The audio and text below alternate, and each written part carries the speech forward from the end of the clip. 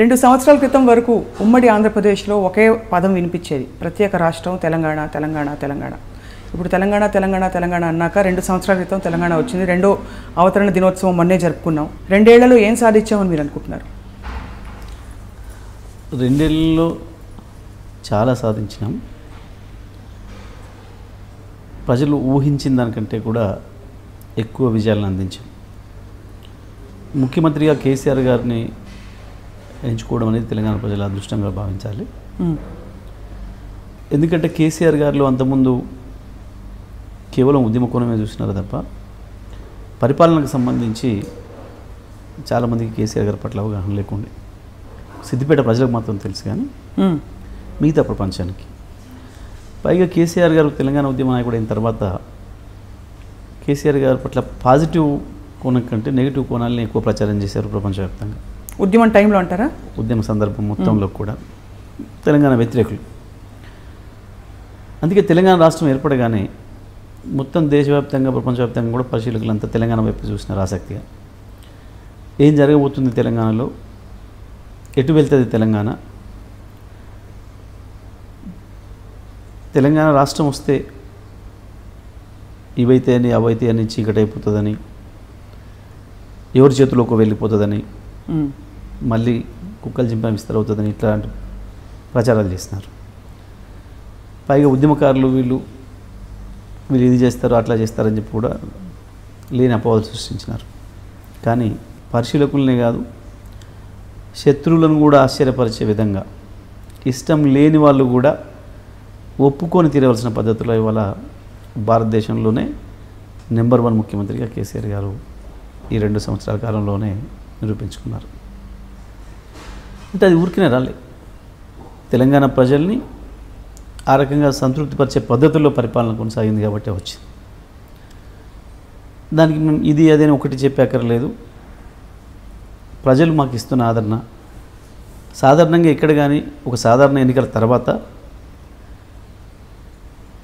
అధికారం ఏర్పాటు చేసిన పార్టీకి రోజు రోజుకు ప్రజాదరణ తగ్గుతుంటూ వస్తుంటుంది, సహజంగా మనకు తెలిసిన విషయం.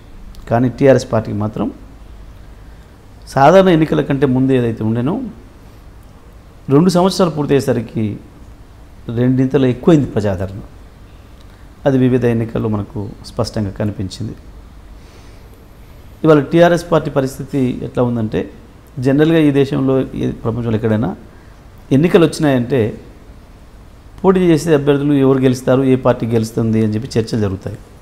కానీ చాలా విచిత్రంగా తెలంగాణలో ఏ ఎన్నిక వచ్చినా గెలిచేది టీఆర్ఎస్ పార్టీనే కానీ మెజారిటీ ఎంత అనే చర్చలు మొదలవుతూ ఉంది నామినేషన్ కంటే ముందే. అక్కడి నుంచి అక్కడికే అది తేడా. అంటే నిజంగా అంత నమ్మకం కుదిరిందంటారా ప్రజలకి? లేకపోతే కొంత అంటే ఒక వాతావరణంలో కొంచెం స్ట్రిక్ట్ డిసిప్లిన్డ్ అట్మాస్ఫియర్లో కొంత భయం కూడా ఉందని అనుకుంటున్నారు, నిజం అది వాస్తవం అంటారా? ప్రజలు ఎప్పుడు ఎవరికి భయపడరు. చరిత్రలో ఎప్పుడు జరగలే. పెద్ద నేతల్ని ఎదిరించిన పంపించిన వాళ్ళు ప్రజలు ఎప్పుడు కూడా విజ్ఞత ఉంటుంది, ప్రజల్లో ఆలోచన ఉంటుంది, చైతన్యం ఉంటుంది.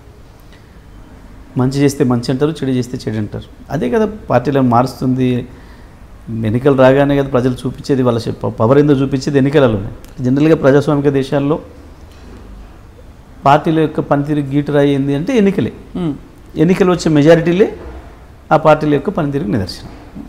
మరి వాళ్ళ తెలంగాణలో 1 కాదు 2 కాదు వరుసగా కేసీఆర్ గారు రాజీనామా చేసిన మెదక్ పార్లమెంట్ ఉప ఎన్నిక మొదలు పెడితే ఆ తర్వాత వచ్చే ప్రతి ఎన్నిక భారీ మెజారిటీతో చూసినా భారీ మెజారిటీలు పెరుగుతూ ఎవరో పేరు తెలియని వ్యక్తులు, వరంగల్ పార్లమెంట్ అభ్యర్థి దయాకర్ ఎప్పుడు ఒక సర్పంచ్ కూడా చేసినవాడు కాదు,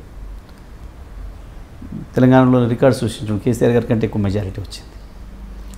ఆ రకంగా ఏమీ లేదు, అసలు టీఆర్ఎస్ పార్టీనే లేదు ఇక్కడ గెలవదు అని చెప్పి అనుకున్న హైదరాబాద్ జిహెచ్ఎంసీ ఎలక్షన్లు రికార్డు సృష్టించింది. ఇప్పటివరకు జిహెచ్ఎంసీ పుట్టిన దగ్గర నుండి ఏ పార్టీ రాని మెజారిటీ వచ్చింది టీఆర్ఎస్ పార్టీకి. ఖమ్మం ఇక్కడ ఉంది కానీ ఖమ్మం జిల్లాలో లేదు పార్టీ అన్నారు. ఖమ్మంలో బ్రహ్మాండంగా మెజారిటీ ఇచ్చి కార్పొరేషన్ ఇచ్చినారు. ఇంకా విచిత్రమైన పరిస్థితి, ఎక్కడైనా ఒక అభ్యర్థి చనిపోతే వారి స్థానంలో వారి కుటుంబ సభ్యులను పెట్టినప్పుడు సహజంగా సింపతి పనిచేస్తుంది. కానీ విచిత్రంగా తెలంగాణలో 2 జిల్లాల్లో మెదక్లో ఉప ఎన్నిక వస్తే వారి కుటుంబ సభ్యుడు వారు కుమారుడు పోటీ చేసిన ప్రజలు బ్రహ్మాండంగా 53,000 మేడతో టీఆర్ఎస్ గెలిపించారు. ఖమ్మం జిల్లా పాలేరు టీఆర్ఎస్ పార్టీ లేదని చెప్పబడ్డ ప్రాంతం.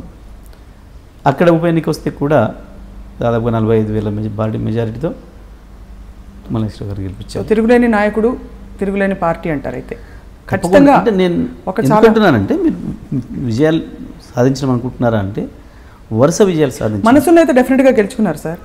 తప్పకుండా ప్రజల మనసులు గెలవడం అనేది మాటలు చెప్తే సాధ్యం కాదు. ఎప్పుడు కూడా ఒకటే గుర్తుపెట్టుకోవాలి మనం. ప్రజలు ఎప్పుడు కూడా రాజకీయ నాయకుల మాటల వైపు మాత్రమే చూడరు. వెంటనే మాటలు విని పాదాల వైపు చూస్తారు. ఎటు నడుస్తున్నారు, ఏ వైపు పడుతుంది వీళ్ళ అడుగు అనేది చూస్తారు. సో ఇవాళ మొదటి 2 ఏళ్లలోనే ప్రజలకు ఆ విశ్వాసాన్ని కలిగించగలిగిన పనులు టీఆర్ఎస్ పార్టీ చేసింది, తెలంగాణ ప్రభుత్వం చేసింది. కాబట్టి ఇవాళ ఈ ఆదరణ ఉంది.